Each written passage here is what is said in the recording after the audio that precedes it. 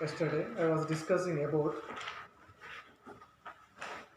CGST, SGST, IGST and UGST. Today I am going to discuss about what are the objectives of GST, why the concept of GST which got introduced in India. What is the purpose? What is the purpose? What are its objectives? What are its objectives? What are the aims? What are the aims of introducing GST? Now, some of the important objectives are: first one country, one tax. One country, one tax. In case of earlier system, if you go to the different states, there are different taxes. Karnataka to Kerala, Kerala to Tamil Nadu, you can find the different tax, different types of tax, different rates of tax. In some states, high rate, some states quite less. It depends upon the circumstances. To avoid all those confusions, the government of India launched the GST. If you talk about GST for one nation, there is only one tax which is called as GST. If you talk about earlier system, Karnataka you can get VAT, Tamil Nadu you can get something, Gujarat you can get something, different. But if you talk about GST, throughout India, including Jammu and Kashmir, you can find only one indirect tax which is called as GST. The second one is called as reducing economic destruction. Reducing economic destruction. Now, we're supposed to know what do you mean by economic destruction. During 1991, Indian market got globalized. Lots of multinational companies entered India.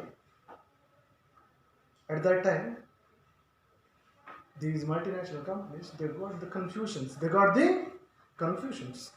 Where to invest in India? Whether to invest in Karnataka, whether to invest in Tamil Nadu, whether to invest in some other state, which created huge confusions. To avoid all those confusions, it's commonly called as economic destruction. Because of that reason only, the multinational companies hesitate to invest money in India. So, we are coming to the conclusion here is, after introduction of GST, it becomes possible to find economic destruction. Throughout the country, we can find only one tax which is called as GST. That's all, not more than that.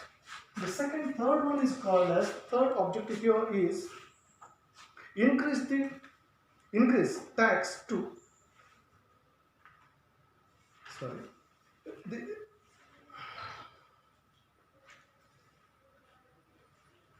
increase tax to GDP ratio and revenue surplus. That means to increase GDP, gross domestic product of the nation. Increase GDP is also one of the important objectives of GST here. Now, what do you mean by increasing GDP? In the earlier system, the lots of business people, they were not paying the tax. There is no standard rules and regulations. After introduction of GST, we can find the standard rules and regulations. It is very difficult to hide tax. Because of that reason, GDP of the nation is going to increase. Fourth one, reduce tax evasion is as similar to previous point. Reduce tax evasion, hiding the tax. Next one, increase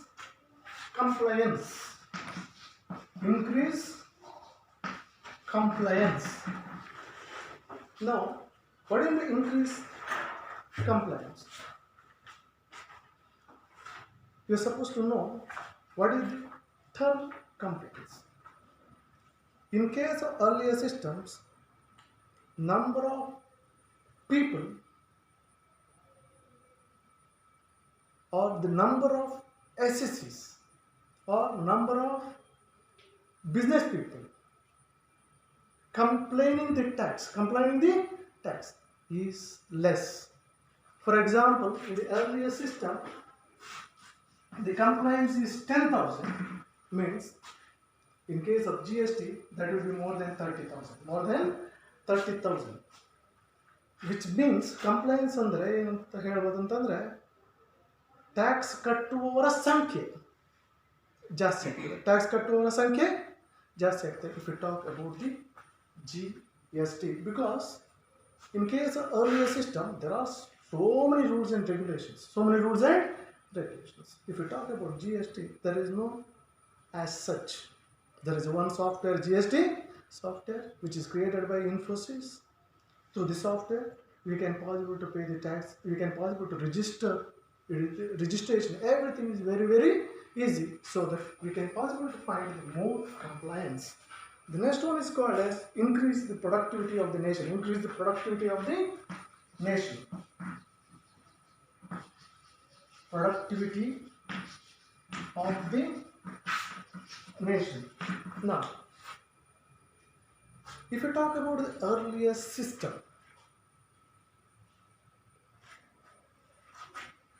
the rate of tax is very, very high. Very, very high. If you talk about GST, the rate of tax not more than 28%, not more than 28%, which helps the small entrepreneur to run their business.